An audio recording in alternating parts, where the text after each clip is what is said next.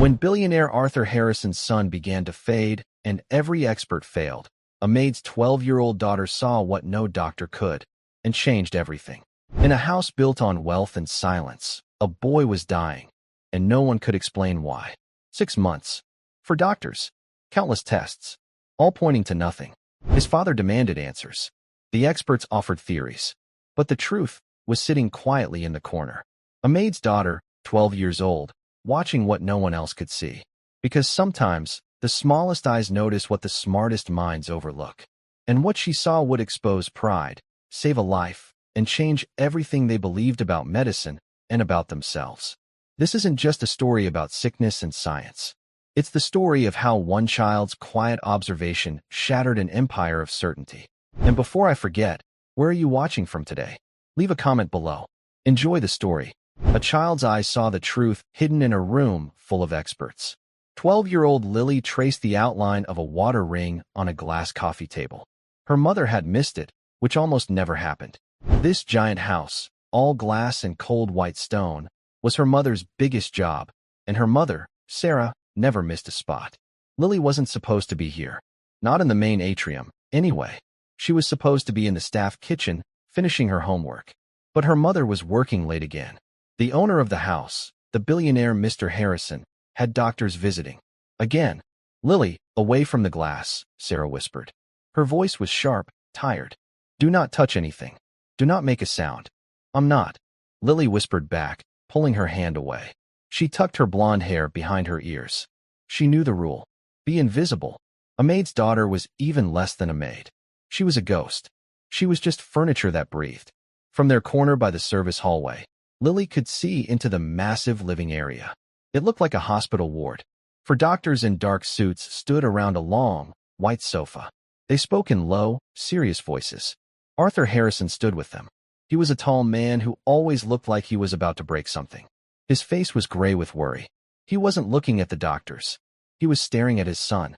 Daniel Harrison, 10 years old, lay on the sofa. He was buried in soft blankets. And Forstan stood beside him, its thin tube taped to his pale, thin arm.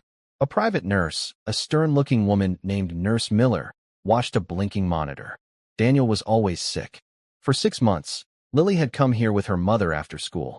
She had watched the sickness steal the boy. First, he was in a wheelchair. Then, he stayed on the sofa. Now, he barely opened his eyes. The test results are inconclusive, Arthur, said the lead doctor, a man with silver hair named Dr. Evans. The MRIs are clean. The blood work shows inflammation, but we cannot pinpoint the source.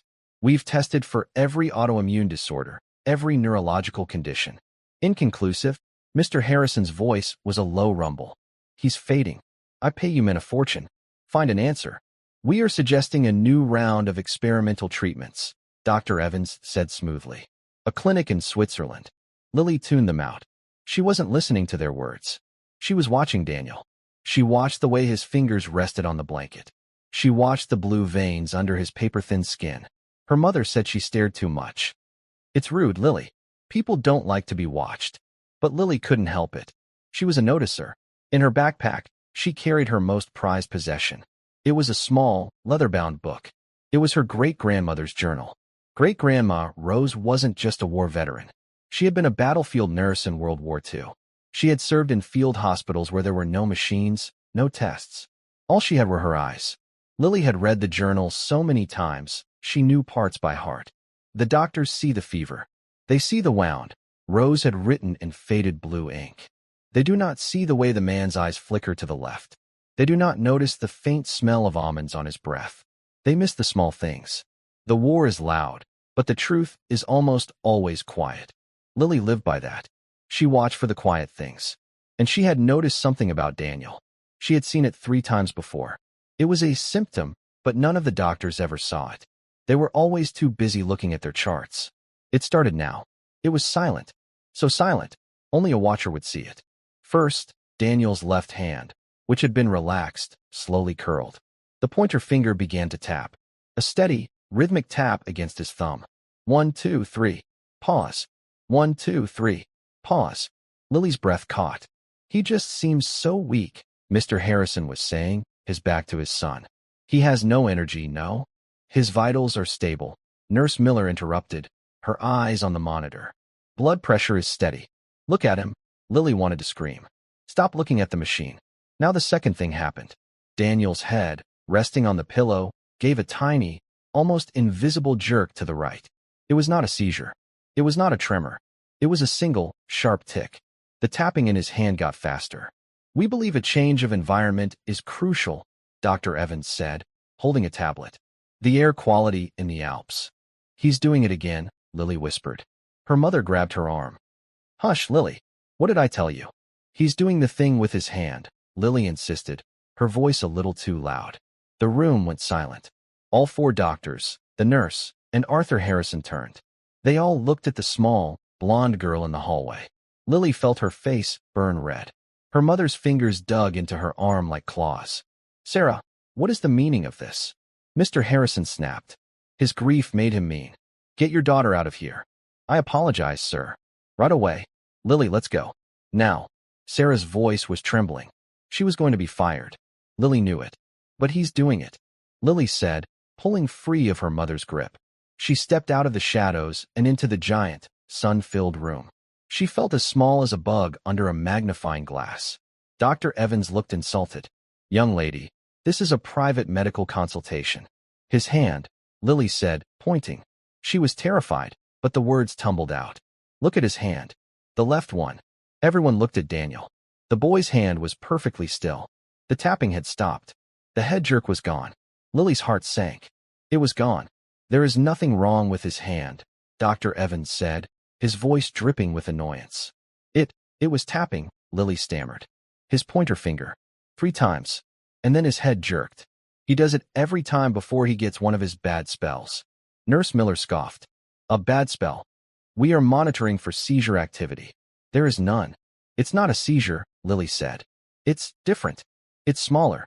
And it happens right before he gets the bad headaches and the fever. I've seen it. You just missed it. Lily, Sarah gasped, rushing forward to grab her. Mr. Harrison, I am so sorry. She reads too many strange books. She has an imagination. An imagination? Dr. Evans said. She is interrupting our work. She is upsetting the patient. Mr. Harrison looked at Lily. His eyes were cold. Get her out. And Sarah, your services are no longer required. Tears sprang to Lily's eyes. Her mother's face went white. She had done it. She had gotten her mother fired. All because she couldn't keep quiet. No, wait, Lily said desperately. She ran toward the sofa. Get back, Nurse Miller commanded, putting a hand out. It's not just the tapping. Lily shouted. It's the smell? Can't you smell it? That stopped them. Mr. Harrison frowned. Smell what? Dr. Evans looked confused. There is no odor here. There is, Lily insisted. She leaned closer to Daniel. The nurse tried to pull her back, but Mr. Harrison held up a hand. Let her. Lily put her face near Daniel's head, near his hair. It was faint. So faint. But she knew it. It smelled like her father's workshop. It smells like burnt sugar, Lily said, looking up at the doctors. Or like burnt almonds. Sweet. And sad. Dr. Evans rolled his eyes. Mr. Harrison, this is absurd. This child is. Wait, Mr. Harrison said. He knelt by the sofa. He leaned close to his son. He inhaled deeply. His head snapped up. He looked at Dr. Evans. His face was pale. She's right. He whispered, a new, terrible fear in his eyes. There is a smell. It's sweet. Dr. Evans suddenly looked less confident. He leaned in. The other doctors leaned in. They were all sniffing the boy's hair and skin. I don't smell anything, Dr. Evans said, but he looked worried. You're not trying, Lily said. It's right there. Arthur, this is stress, Dr. Evans tried to reassure him. You're overtired. It was the tapping, then the head jerk, then the smell, Lily said, her voice steady now. Her great-grandmother's courage was flowing into her. That's the order. I've seen it 3 times. And about an hour later, he gets very, very sick. Mr. Harrison stood up. He looked at the team of expensive doctors. Then he looked at the 12-year-old maid's daughter. You've seen this pattern 3 times? He asked Lily. Lily nodded. The last time was last Tuesday. He did the tapping. You were on a phone call. The nurse was changing his forebag. He did the head jerk. Then he said his head hurt. 2 hours later, he had a fever of 103. A heavy silence filled the room. The doctors looked at each other. Nurse Miller opened her mouth, then closed it. "And you?" Mr. Harrison said to Dr. Evans. "You, with all your machines and your tests. You never saw this." It's anecdotal," Dr. Evans stammered. "A child's observation. It's a pattern," Mr. Harrison said. "And it's the only pattern we've had in 6 months." He turned to Sarah, Lily's mother, who was still standing frozen by the door, ready to be thrown out. "Sarah," Mr. Harrison said. "Yes, sir?" she whispered, her hands shaking. "Your daughter," he said, his voice flat. "She will stay here. With Daniel." "Sir." "She will sit in this room. And she will watch him. If he taps, if he jerks, if she smells anything, she will tell us." Immediately, Dr. Evans stepped forward. "Mr. Harrison, this is highly irregular. We cannot base a diagnosis on burnt sugar." Mr. Harrison turned to the doctor. His eyes were like ice. "You have failed me for 6 months. You've brought specialists from all over the world. They have all failed. This girl, this child, has seen something you all missed." He pointed a finger at Dr. Evans. "So from now on, you work for her." Lily's mother, Sarah, stood frozen by the door. Her hands were pressed to her mouth. She was not fired. That was the first thought. The second, more terrifying thought was, what happened now? Dr. Evans adjusted his expensive tie. His face was a mask of professional calm, but his eyes were furious. He had been humiliated by a child. "Mr. Harrison," Dr. Evans said, his voice tight, "I must advise you. This is unorthodox. We are medical professionals. She is a girl. You are placing your son's health in the hands of an anecdote." "An anecdote you missed," Harrison replied, his voice dangerously quiet. "You've had 6 months to find something. You found nothing. She found a pattern in one afternoon of watching." He turned to the stern nurse. "Nurse Miller." "Yes, sir," she said, her back rigid. "Get a chair. Place it 6 feet from my son's sofa." "Sir." "Get her a chair," he commanded. "She will not leave this room. Not until I say so." "Sarah," he said, looking at Lily's mother. "Yes, Mr. Harrison?" Sarah whispered. "You will report to the head housekeeper, Mrs. Davies. Tell her you and your daughter will be staying. You are on call. Mrs. Davies will arrange a guest suite for you." A guest suite, not a staff room. The line, already blurry, had just been erased. Nurse Miller returned with a heavy upholstered chair. She placed it on the white marble floor with a soft thud. It felt final. Lily looked at her mother. Sarah's eyes were wide with fear. She gave Lily a short, sharp nod, as if to say, "Be brave. Don't speak. Just do as he says." Then, Sarah backed out of the room, disappearing into the service corridor. Lily was alone. She was alone with the billionaire, the angry doctors, the resentful nurse, and the sick boy. "Sit," Mr. Harrison said to Lily. Lily walked over to the chair. It was soft, much nicer than any chair in her own home. She sat on the very edge of it. Her backpack, with her great-grandmother's journal, was still on her back. She didn't dare take it off. "Now," Mr. Harrison said, turning back to the medical team. "You will wait. You will all wait." "Arthur, this is preposterous," Dr. Evans protested. "We have appointments. We have other patients." "Cancel them," Harrison said. "Or send me your bills for the day. I don't care. You are not leaving until you see what she saw." The 3 other doctors looked at each other. They were trapped. They were being paid fortunes to be held hostage by the observation of a 12-year-old. The room fell into a deep, awful silence. The only sounds were the quiet beeps of the medical monitor, the hum of the air conditioning, and the rustle of Dr. Evans's suit as he paced angrily by the floor-to-ceiling windows. Lily did not move. She did not look at the doctors. She looked at Daniel. She watched his face. It was so pale, his eyelashes looked like dark smudges on his skin. She watched his chest. The blanket rose and fell, shallowly, but steadily. She watched his hands. They were still. The war is loud, but the truth is almost always quiet. Great-Grandma Rose's words echoed in her head. Lily tried to pretend she was in that field hospital. She wasn't a maid's daughter. She was a nurse. She was a watcher. She had a job. An hour passed. The sun shifted, and the light in the atrium turned from white to a warmer gold. Nurse Miller checked Daniel's for drip. She took his blood pressure with an automatic cuff. "Vitals remain unchanged, Mr. Harrison," she announced. She glanced at Lily. "No tapping. No smells. He is perfectly stable." Her voice was cold. She was trying to prove Lily was a liar. He's not stable, Lily said. Her voice was small, but clear in the quiet room. He's just waiting. Waiting for what? Dr. Evans scoffed. His next imaginary symptom? It's not imaginary, Lily said, her hands balling into fists in her lap. Lily. Mr. Harrison's voice was sharp. She looked at him. Do not speak unless you see something. Just watch. That is your only job. Yes, sir, she whispered. She understood. She was not a doctor. She was not a person, really. She was a tool. A piece of equipment. She was the Lily monitor. Another 30 minutes crept by. The tension was painful.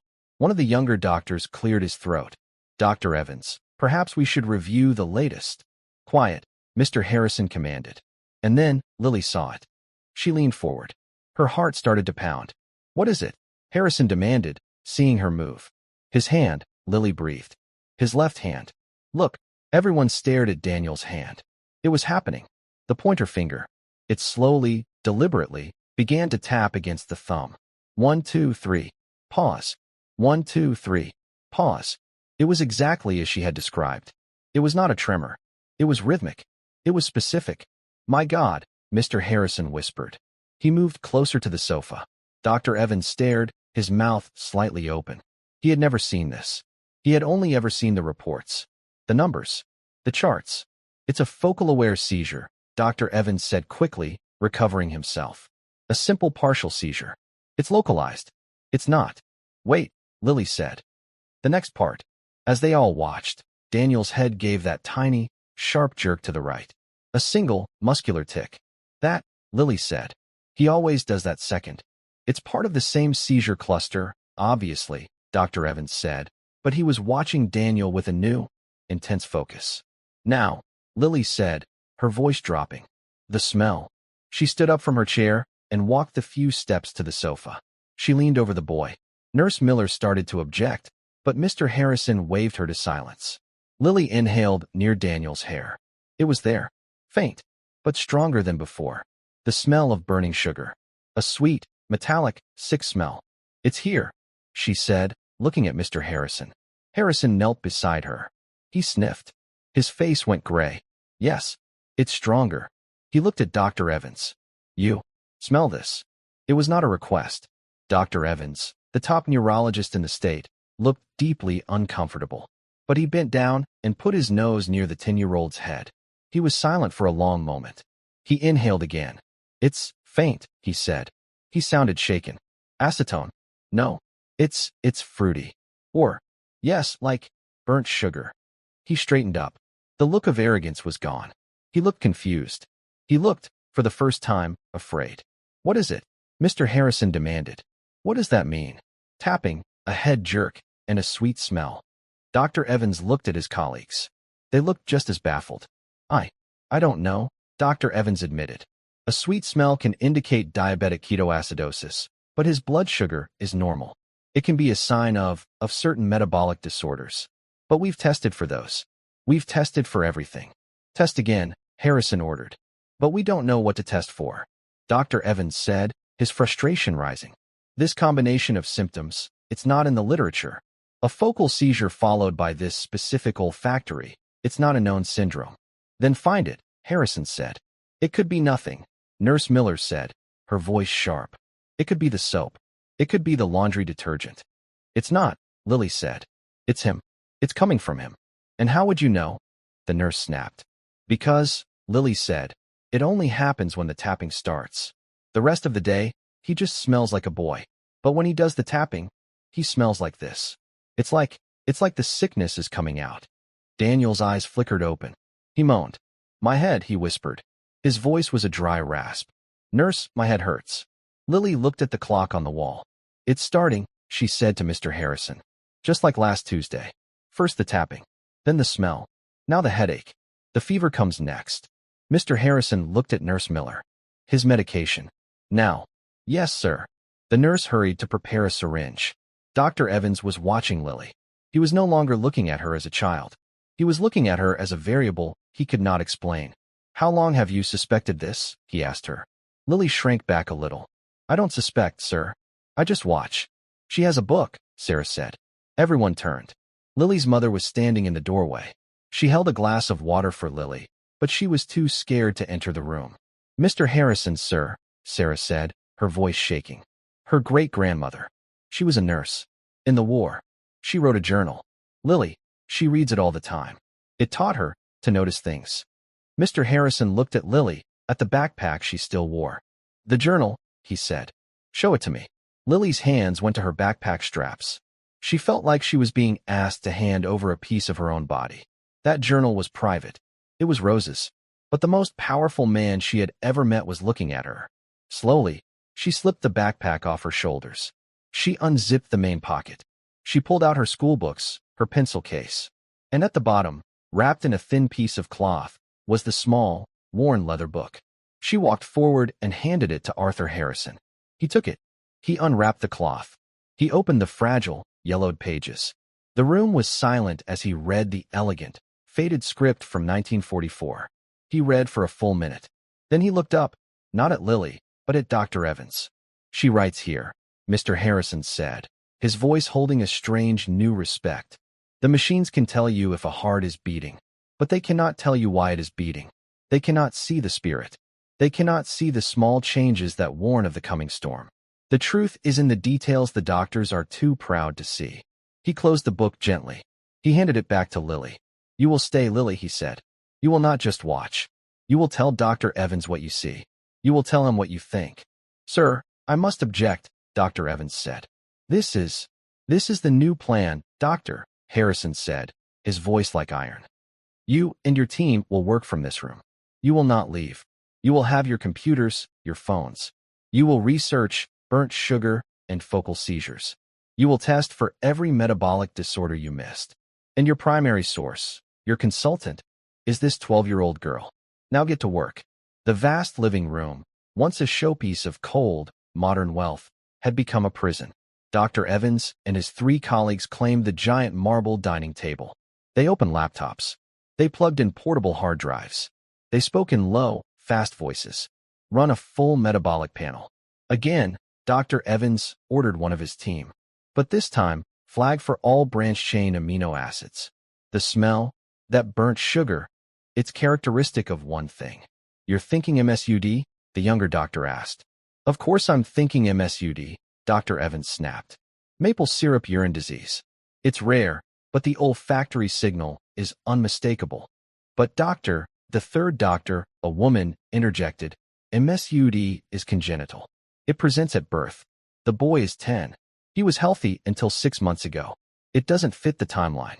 It's an intermittent variant, perhaps," Dr. Evans argued. "Triggered by a virus or stress. It's the only lead we have. Get the lab on the phone. I want a stat sample drawn." Lily sat in her chair. She was 6 feet from Daniel, who had drifted back into a restless, medicated sleep. Mr. Harrison stood by the window, his back to the room. He was a statue made of anger and fear. He listened to the doctors argue. Lily felt a familiar knot in her stomach. Hunger. Fear. It was the feeling she got when she knew her mother was worried about rent. It was the feeling of being small in a world of big, loud, certain people. The doctors were loud. They used words like congenital and amino acids. They sounded smart. They sounded like they knew. Lily looked down at her backpack. She pulled out her great-grandmother's journal. She opened it to a random page. Her finger traced the old, elegant handwriting. The men with the most books are often the last to see the answer. They look for the disease they have read about. They do not look at the patient in the bed. They are hunting for a name, not a cause. Lily looked up. The doctors were hunting for a name. MSUD. Nurse Miller approached the sofa to check Daniel's vitals again. She saw Lily reading the journal. "That's a nice storybook, dear," the nurse said, her voice full of false sweetness. "But you should let the grown-ups handle this. We don't need fairy tales. We need medicine." Lily's face flushed. She closed the journal. "It's not a storybook," she said quietly. "Oh." Nurse Miller smiled, a cold, thin smile. "What is it, then?" "A book of magic spells." "It's my great-grandmother's," Lily said, her voice shaking slightly. She was a nurse. In the war. She saved a lot of people. "The war?" Nurse Miller scoffed. "My goodness. They didn't have antibiotics, did they? They didn't have MRIs. They were basically using leeches and prayers. This is the modern world, child. We have science." She pointed to Dr. Evans. They are ordering a test. For a real disease. With a real name. Something your little book couldn't possibly know. Lily shrank back. Maybe the nurse was right. Maybe she was just a stupid girl with a stupid book. Maybe the burnt sugar smell was this MSUD thing. But a small, stubborn voice inside her, a voice that sounded a lot like Rose, whispered, "It doesn't fit." Why was Daniel healthy for 10 years? Why did the sickness start 6 months ago? She looked at Daniel. She thought back. She tried to remember every time she had seen him. He was in the wheelchair, after he tried to play soccer with his cousins. He was on the sofa, after he had a physical therapy session. He got the headache last Tuesday, after he spent an hour trying to build a complex Lego tower. A new pattern began to form in her mind. It was not just the tapping, the jerk, and the smell. There was something before the tapping. There was a trigger. While Nurse Miller was drawing a new vial of blood from Daniel's arm, Lily's mother appeared in the doorway. She was carrying a small tray with a sandwich and a glass of milk. She walked timidly into the room. The doctors ignored her. Mr. Harrison glanced at her, then looked away. "Lily, honey," Sarah whispered, holding out the tray. "You have to eat something. It's almost evening." Lily wasn't hungry, but she took the sandwich. "Mom," Lily whispered, "I think I saw something else." "Hush, baby," Sarah said, her eyes darting toward the doctors. She was terrified. "Don't say anything else. You did good. They are working now. Let them work. We shouldn't be here. This is their world." "But they're wrong," Lily whispered. "It doesn't matter if they're wrong." Sarah's voice cracked. "They are doctors. We are the help. Do you understand?" You pointed them to the sofa. "Your job is done. Now be quiet. Eat your sandwich. Do not get us thrown out of here." Lily looked at her mother's pale, frightened face. She looked at the team of doctors, who were now on a conference call with a specialist in another state. They were all talking about MSUD. Lily felt torn in two. Her mother was right. She should be invisible. But Great-Grandma Rose's words were in her head. The truth is in the details the proud men miss. Being proud was a luxury. Lily was not proud. She was just a watcher. An hour later, the stat test results came back. A message pinged on Dr. Evans's laptop. He read it. His face, which had been confident, turned pale. "What is it?" Mr. Harrison demanded, turning from the window.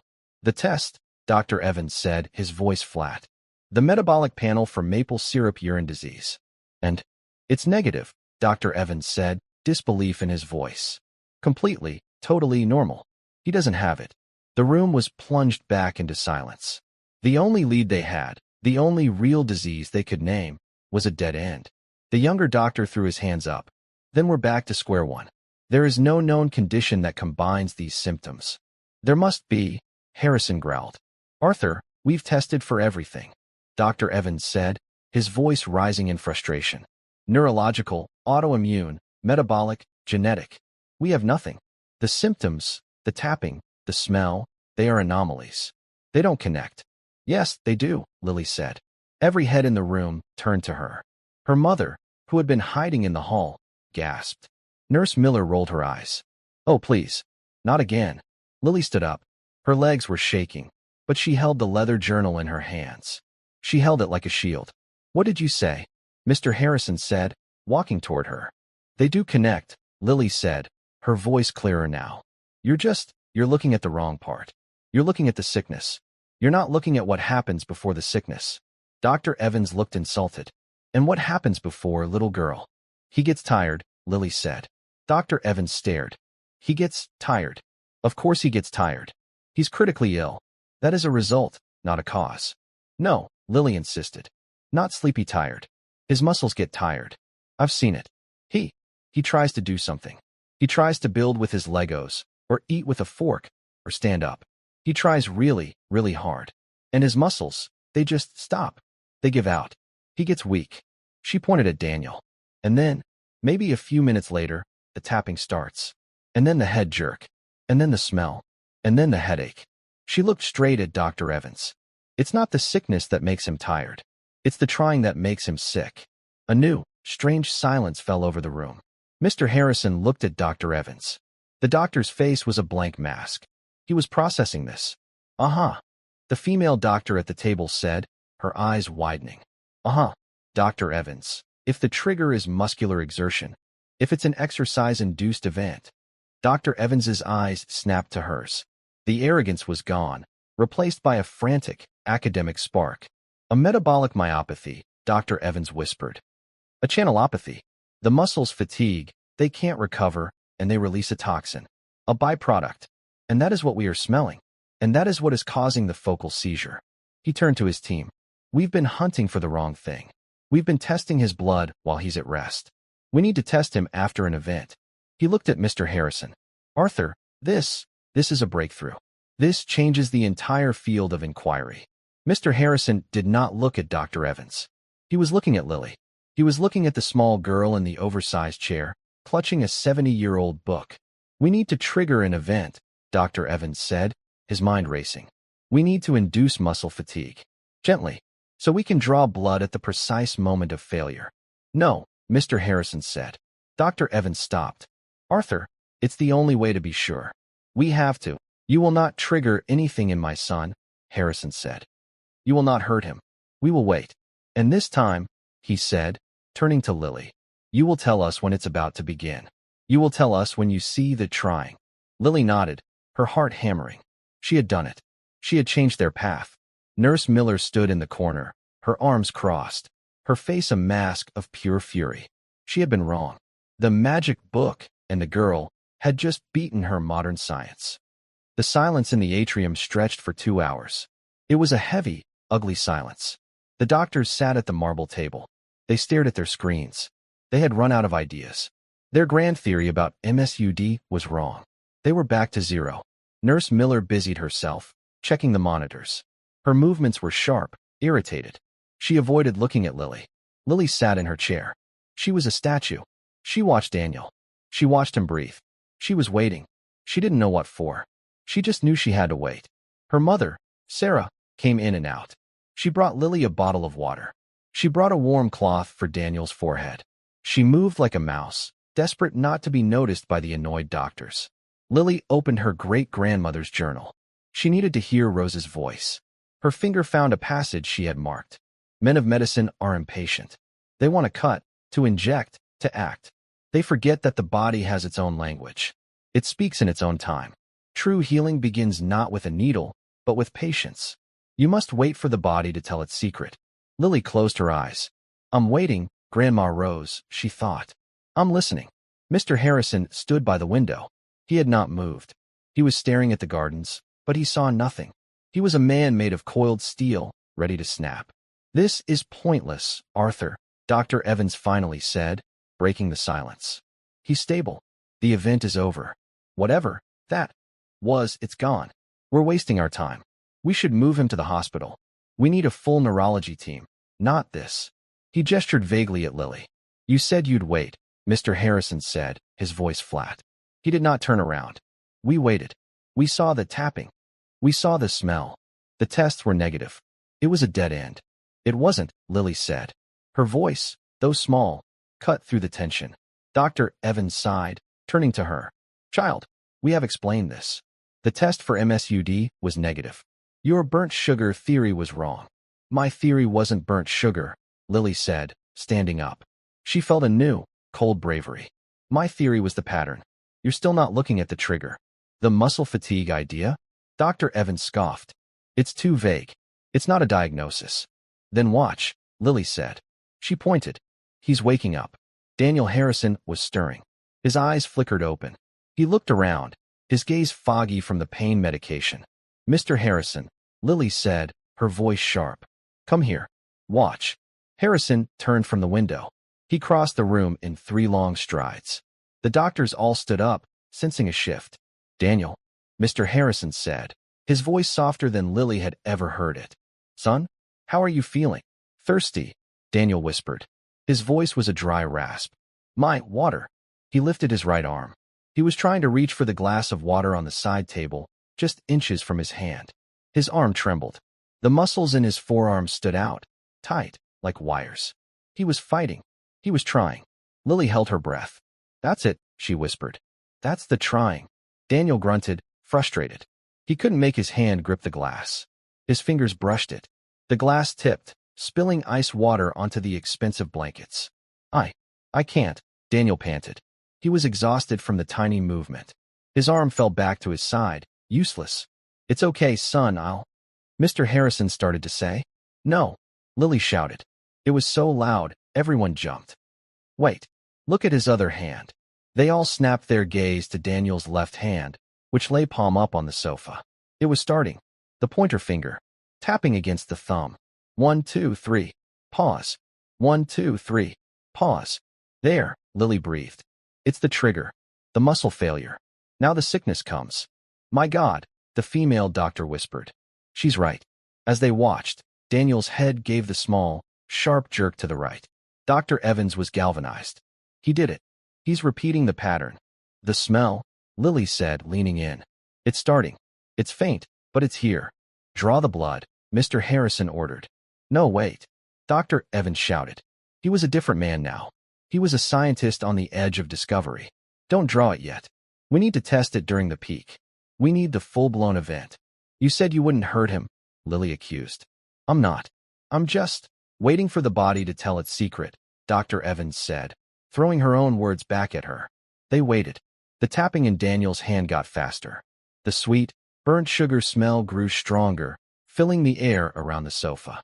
Lily could see the faint pulse in Daniel's neck beating too fast. My head, Daniel moaned, his eyes squeezing shut. It hurts bad. Now, Dr. Evans yelled. Nurse Miller, draw the blood. Full panel. Stat. And get the portable analyzer ready. We are testing it here, not at the lab. Nurse Miller rushed forward. Her hands were shaking. She was angry, but she was also a professional. She found the vein. She drew 3 vials of dark red blood. Run it, Dr. Evans commanded his team. The female doctor took the vials to the dining table. She injected the blood into the small, humming machine. The machine that had told them, an hour ago, that everything was normal. The room was electric. The only sounds were Daniel's low moans, Nurse Miller's sharp, clinical movements as she administered pain relief, and the beeping of the analyzer. Lily stood by Mr. Harrison. She was trembling. She had done all she could. Now, the machines had to talk. It's the fever, she whispered. It's coming next. Mr. Harrison put a heavy hand on her shoulder. He wasn't comforting her. He was holding on to her. He was using her as an anchor. Ping. A small, electronic sound from the laptop at the table. Dr. Evans and his team huddled around the screen.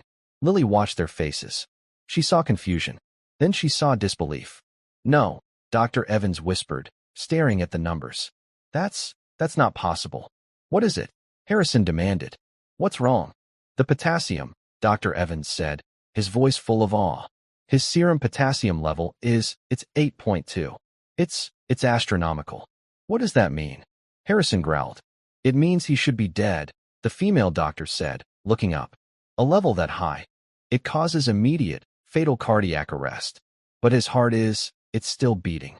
Dr. Evans was reading the other numbers. And the myoglobin, the rhabdomyolysis, his muscle tissue is literally breaking down. It's releasing all this potassium into his bloodstream. His body is poisoning him. He looked at his colleague. Muscle exertion, followed by weakness, followed by a massive potassium dump. A focal seizure. It's not a neurological disorder. It's a channelopathy. A genetic, oh my word. He looked at Mr. Harrison. The arrogance was gone, replaced by the wild, excited look of a man who has just solved the unsolvable. I know what this is, Dr. Evans said. What? It's called hyperkalemic periodic paralysis. Hyper, too much. Kale Mike, potassium. It's a genetic mutation. It's incredibly rare. The channels in his muscle cells, they don't work right. When he exerts himself, they panic. They don't process potassium. They dump it. All at once. It paralyzes the muscles, and it floods the blood. The tapping isn't a seizure, not really. It's the nerves misfiring from the potassium poisoning. The smell, it's the smell of his body trying to process a lethal dose of its own chemicals. Mr. Harrison was pale. Genetic? Yes. You, or his mother. A carrier. Can you fix it? Harrison whispered. Fix, Dr. Evans said. No, it's in his DNA. But we can manage it. We can treat it. Now that we know, we've been doing everything wrong. We've been giving him 4 fluids, probably loaded with potassium. We've been treating him for epilepsy. We were making it worse. We were killing him. He shook his head, looking at the data. But now we can save him. It's a simple fix. A special diet, low in potassium. Glucose injections during an attack to force the potassium back into the cells. It's not a death sentence. It's a life sentence. But it's life. The room was silent. The weight of the last 6 months, the fear, the anger, it all settled. Mr. Harrison finally let go of Lily's shoulder. He walked to the sofa and knelt by his son. Daniel's breathing was already easier. The pain medication was working. Harrison looked at the boy. Then he looked back. He didn't look at the $10,000 a day specialist. He didn't look at the nurse. He looked at the 12-year-old girl in the worn-out sneakers. Lily, he said. His voice was rough. Yes, sir. The journal, he said. Your great-grandmother. Rose, Lily whispered. Rose, he repeated. She would be very proud of you. Lily felt tears, hot and fast, sting her eyes. She wiped them away, embarrassed. In the corner, Nurse Miller stood stiffly, her face pale. She watched the billionaire look at the maid's daughter with a respect he had never, not once, shown her. She had been beaten, and she knew it. The tension in the room did not break. It simply changed. It was no longer the sharp ice of fear. It was the heavy, wet air after a storm has passed. Dr. Evans's team was moving fast. The female doctor was on the phone with the pharmacy at the state's largest hospital. Yes, and 4 of D10. Immediately. And oral glucose tablets. No, not a guess. It's a confirmed diagnosis of hyperkalemic periodic paralysis. The patient is a 10-year-old male. Nurse Miller stood by the 4-pole, her hands by her sides, her face pale. She was useless. Her entire 6-month treatment plan had been wrong. Worse, it had been harmful. Dr. Evans, his face flushed with the shame of his error and the thrill of discovery, was already writing new orders. We need to monitor his heart. The EKG is showing peak T waves. He's on the edge of a full cardiac event, he said, mostly to himself. Get the glucose into him. Now. It will act as a key, forcing the potassium from his blood back into his cells. It's a temporary fix, but it's the one we need. Mr. Harrison had not moved from his son's side. He watched Daniel, whose breathing was still shallow, his face tight with pain. Will he be all right? You said. He will be, Dr. Evans said. He walked over to Mr. Harrison. He looked smaller. The arrogance was gone. Sir, what we've been giving him, the standard saline drip, it's loaded with electrolytes, including potassium. We were, as she said, making it worse. Every time he had an attack, we were pouring gasoline on the fire. He glanced at Lily, who was standing by her chair, her great-grandmother's journal held tight to her chest. I was treating the chart, not the boy. I was looking for a common disease. I never, not for 1 second, considered something this rare. I dismissed the symptoms because they didn't fit my textbooks. He looked directly at Lily. His eyes were clear. You, young lady, you didn't have any textbooks. You just had your eyes. You saved his life.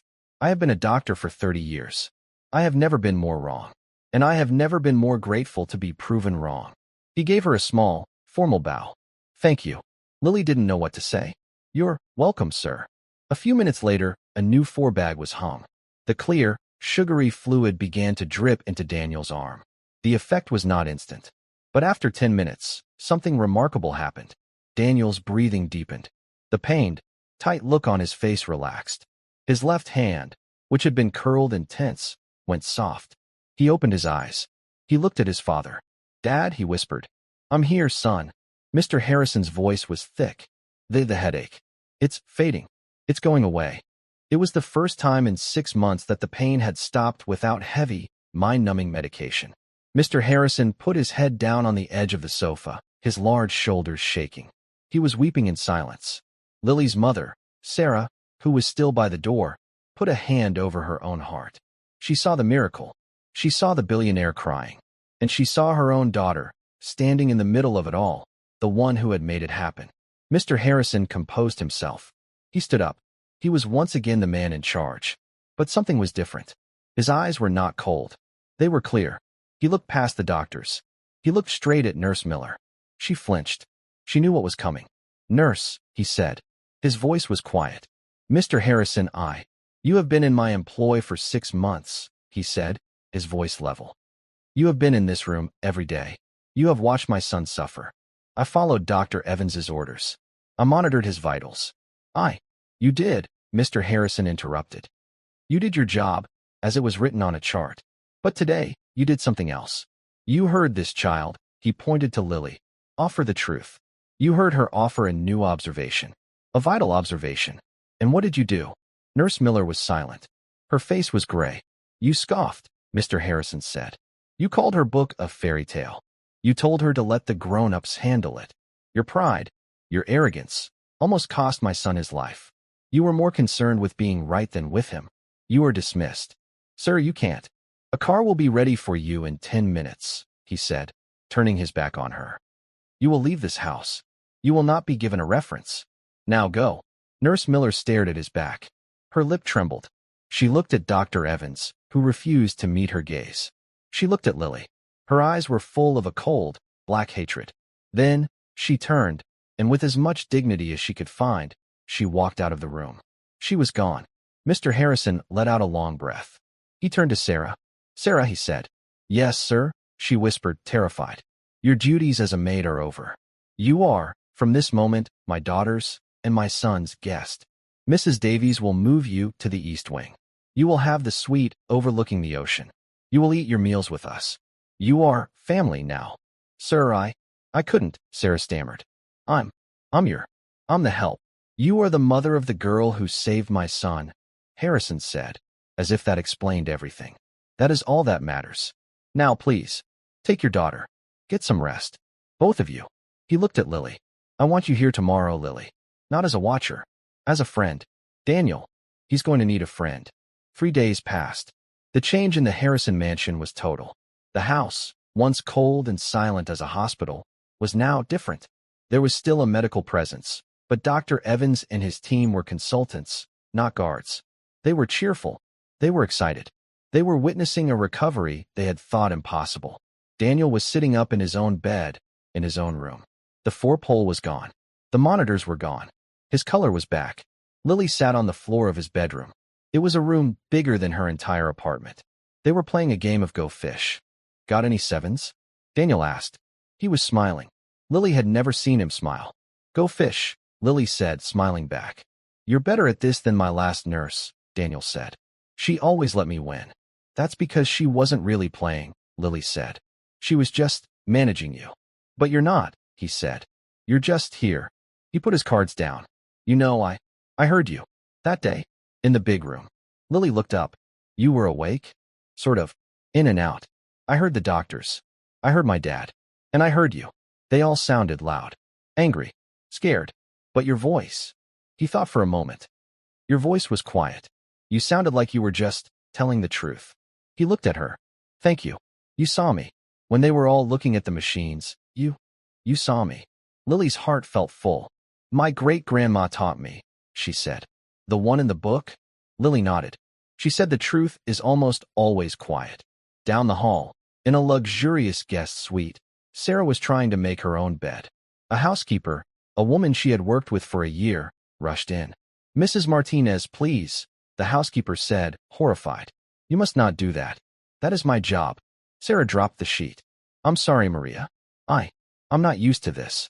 We are all very happy for you, Sarah, Maria said, her voice sincere. And for your daughter. She is an angel. An angel. What she did, Mr. Harrison has told everyone. Sarah sat on the soft chair. She felt like she was in a dream. She was proud, but she was also terrified. This was not her world. These were not her people. She didn't know how to be a guest. She only knew how to be invisible. That evening, Mr. Harrison asked Sarah and Lily to join him in his study. The study was a room of dark wood, leather, and thousands of books. Mr. Harrison sat behind a desk as big as a car. Please, he said, gesturing to the 2 leather chairs. Lily and Sarah sat. My lawyers have handled Nurse Miller's departure, he said. And Dr. Evans has submitted a very, very large bill, which I have paid, along with a substantial donation to his research hospital.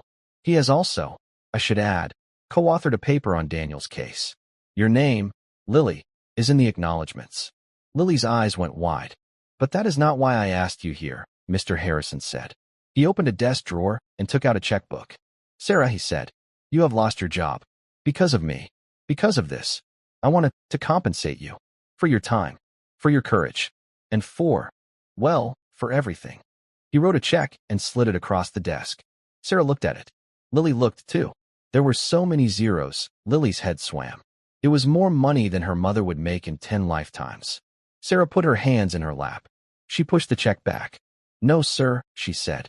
Her voice was shaking, but it was firm. Mr. Harrison raised an eyebrow. "No. My daughter," Sarah said, finding her words. "She didn't do this for money. She did it because it was the right thing to do. Because her great-grandmother taught her to see. We can't take this." Lily looked at her mother. She had never seen this strength in her. Mr. Harrison stared at Sarah for a long, silent moment. A slow smile spread across his face. "I was hoping you would say that," he said. He tore the check in half. "I am not an easy man, Sarah. But I understand pride. And I understand honor." He folded his hands. "So, we will not talk about money. We will talk about history." He looked at Lily. "I had my team do some research. About your great-grandmother. Rose." Lily leaned forward. "You did?" "Yes. She was a field nurse in the 36th Evacuation Hospital. In France. 1944, he opened a file. She was, by all accounts, a legend. Just as you said. She was known for noticing things. She diagnosed gas gangrene in a soldier everyone thought was just drunk. She saved an entire ward by identifying a contaminated water source. She was remarkable." "I know," Lily whispered. "She was. But," Mr. Harrison said, "her records are incomplete. She was recommended for the Silver Star, for gallantry in action, a very high honor for a nurse." I never knew that," Sarah said. "The recommendation was lost," Mr. Harrison said. "The war ended. Paperwork was shuffled. The hero was forgotten, as they so often are." He closed the file. "I have connections. In Washington. I am making it my personal project to see that this oversight is corrected. The U.S. Army is going to review her case. For a posthumous award." Lily's jaw dropped. "And," Mr. Harrison said, "I have found something. We found a record of a man she saved. A paratrooper. She sat with him for 72 hours, refusing to let the surgeons amputate his leg. That man, he's 98 years old. He lives in Virginia. And he remembers her name. He's alive." Lily gasped. "He is. And he wants to meet the family of the woman who saved his life." Mr. Harrison smiled. "I've arranged for my plane to take you both to Virginia next weekend. If you'll accept." Sarah was crying, silent tears running down her face. Lily just nodded, speechless. She was not a maid's daughter. She was not a ghost. She was a hero's great-granddaughter. And, perhaps, she was a little bit of a hero herself.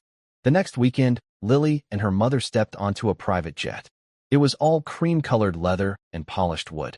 Sarah, Lily's mother, sat rigidly in her seat, clutching her purse. She had never been on a plane before. "It's okay, Mom," Lily said. "Mija," Sarah whispered. I don't belong here." "You do," Lily said, her voice firm. She wasn't focused on the luxury. She held her backpack on her lap. Inside was the journal. She was going to meet someone who had known Rose. It was the only thing that mattered. They flew for 2 hours. A black car met them on the tarmac in Virginia and drove them to a small, neat suburban house. Before they could knock, the door opened. A woman in her 60s smiled. "You must be Sarah and Lily. Please, come in. Dad is waiting." In the living room, sitting in a wheelchair by the window, was an old man. He was thin, his skin like paper, but his eyes were bright. "Mr. Pierce?" Sarah asked softly. "Please, call me John." He smiled. "The family of Rose. I never thought I'd live to see this day. Please sit." Lily and Sarah sat on a floral sofa.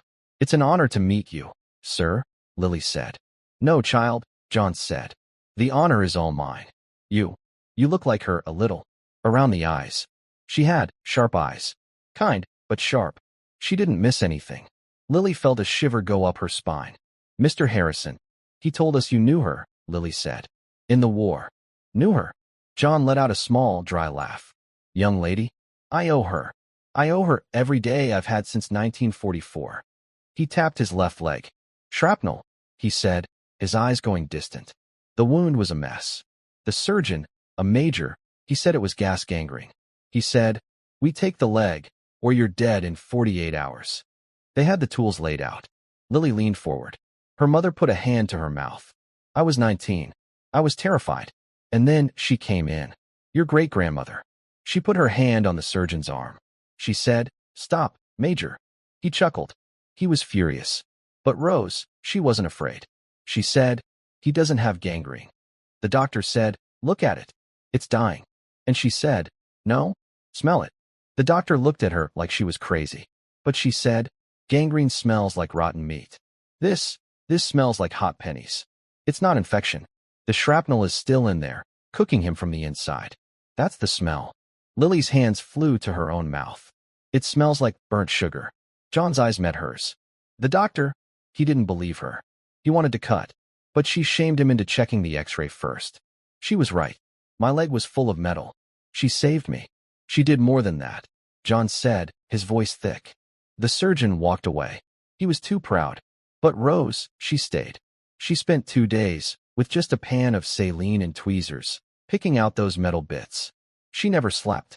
She saved my leg. She saved my life. He looked at Lily. "I heard what you did. For that rich man's boy. You have her blood, child. You have her eyes."